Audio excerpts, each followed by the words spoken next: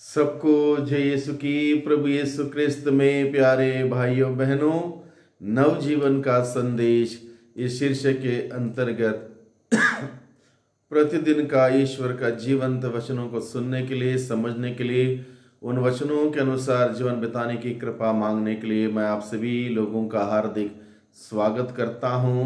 आज जनवरी की 9 तारीख है, मंगलवार है। आज से हम लोग सामान्य काल में प्रवेश करते हैं।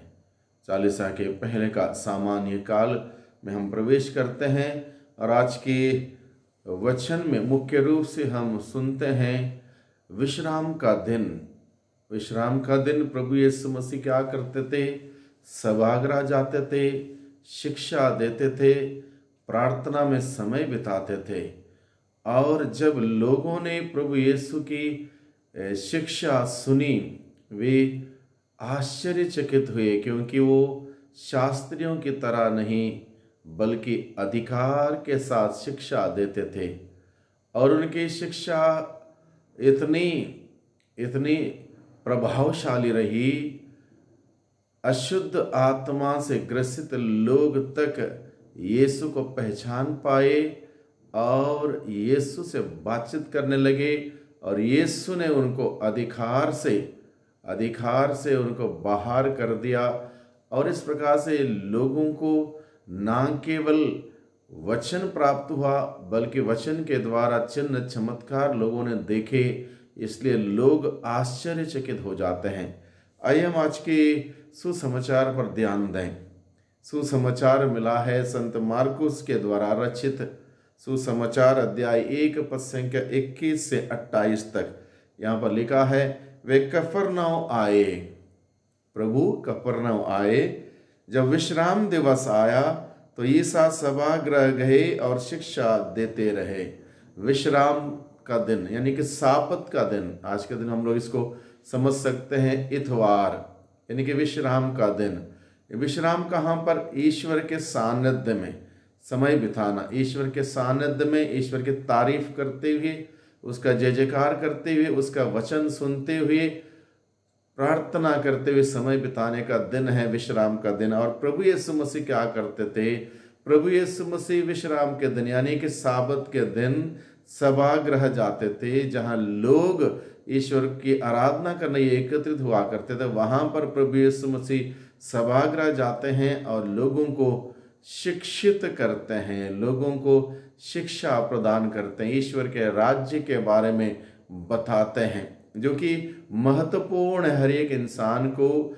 साबत का दिन का पालन करना, साबत का दिन यानी कि विश्राम के दिन प्रभु के मंदिर जाना, मिस्सा बलिदान में भाग लेना, ईश्वर का वचन सुनना, प्रार्थना करना, मिस्सा बलिदान चढ़ाना बहुत ही ज़रूरी और आवश्यक है, क्योंकि यही हम सबों को आध्यात्मिक जीवन का एक प्रकार का बल है।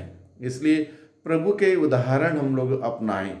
प्रभु ने शिक्षा दी विश्राम के दिवस में और लोग शिक्षा सुनते रहे। लोग उनकी शिक्षा सुनकर अचंभे में पड़ जाते थे। प्रभु की शिक्षा बड़े अधिकार के साथ हुआ करती थी। उनकी शिक्षा शास्त्री फरीसियों की शिक्षा की तरह नहीं बल्कि अधिकार के साथ शिक्षा वो देते थे। शास्त्री फरीसियों की शिक्षा में क्या कमी थी? शास्त्री फरीसी लोग जो शिक्षा देते थे उसके अनुसार नहीं जीते थे, उसके अनुसार नहीं चलते थे, यानी कि उनकी शिक्षा एक प्रकार का खोखला शब्द बन के रह जाती थी। लेकिन प्रभु यीशु का जीवन और उनकी प्रार्थना, उनकी शिक्षा सब उनके जीवन से प्रवाहित होती थी। इसलिए लोगों को यहाँ पर बहुत अच्छा लगता है, क्योंकि प्रभु के जीवन से निकलने वाली वो शिक्षा, जैसे वो जीवन जीते थे उसी के अनुसार वो शिक्षा देते थे। इसलिए लोग अचंभे में पड़ जाते। लोगों का ऐसी आदत नहीं थी शास्त्री फरीसियों का, वो डोंग भरा जीवन से वो शिक्षा पाते थे। लेकिन अब प्रभु यीशु मसीह का ईमानदारी का, हकीकत का, सच्चाई का जीवन से प्रभावित वो शिक्षा लोगों को बहुत पसंद आती है। आगे सभागृह में एक मनुष्य था। जब प्रभु यीशु मसीह सभागृह गए थे, वहां पर एक मनुष्य था जो अशुद्ध आत्मा के वश में था, अशुद्ध आत्मा से ग्रसित था। वह ऊंचे स्वर से चिल्लाया, ईसा नाजरी, हमसे आपको क्या, क्या आप हमारा सर्वनाश करने आए हैं? मैं जानता हूं कि आप कौन हैं, ईश्वर के भेजे हुए परम पावन पुरुष।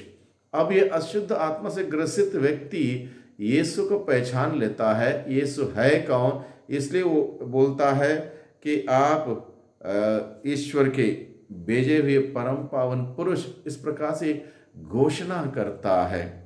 ईसा ने यह कहते हुए ने डांटा, चुप रहा, इस मनुष्य से बाहर निकल जा, चुप रहा, इस मनुष्य से बाहर निकल जा। ईश्वर ने, प्रभु यीशु ने तुरंत अधिकार के साथ आदेश दिया उस अशुद्ध आत्मा को उस मनुष्य से निकलने के लिए और उसको पूर्ण रूप से छुटकारा देने के लिए। जैसे ही प्रभु ने आदेश दिया डांटते हुए, चुप रहा, इस मनुष्य से बाहर निकल जा, अबदूत तुरंत प्रभु की बात सुनकर उस मनुष्य को झकझोर कर ऊंचे स्वर से चिल्लाते हुए उससे बाहर निकल आया। यानी कि यीशु की शिक्षा इतनी शक्तिशाली, इतनी प्रभावशाली थी। अशुद्ध आत्मा को प्रभु ने आदेश दिया निकलने के लिए, अशुद्ध आत्मा तुरंत उस मनुष्य से निकल जाता है। सब चकित रह गए और आपस में कहते रहे, यह क्या है? यह तो नए प्रकार की शिक्षा है।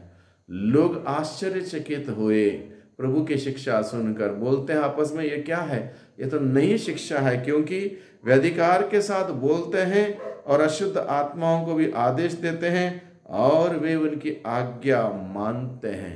यानी कि इस प्रकार से प्रभु सभागृह में शिक्षा देते रहे, लोगों को चंगाई देते रहे, छुटकारा देते रहे, बंधनों में जो है उनको आज़ाद करते रहे और लोगों को प्रभु की शिक्षा इतनी अच्छी लगी, इतनी शक्तिशाली, सामर्थ्यवान, इतनी प्रभावशाली रही, लोग बहुत आश्चर्य करने लगे और अचंभे में पड़ गए।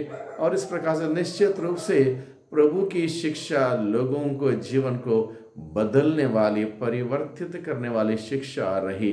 तो हम सबों के सामने ये समाचार, यानी कि ये सुसमाचार रखा गया है और इस सुसमाचार के द्वारा प्रभु हम सबों को क्या सिखाता है?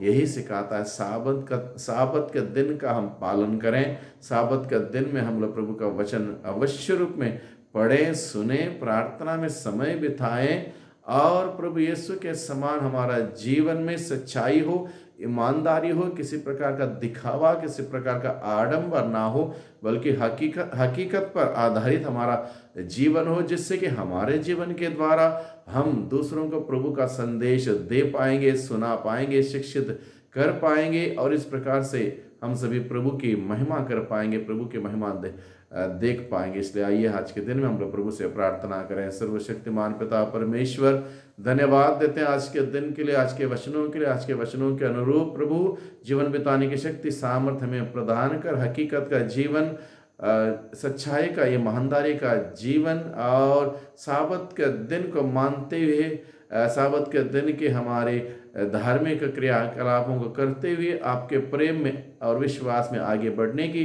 कृपा, शक्ति, सामर्थ्य हमें प्रदान कर दुआ करते हैं उद्धारकर्ता यीशु मसीह के नाम से, आमीन।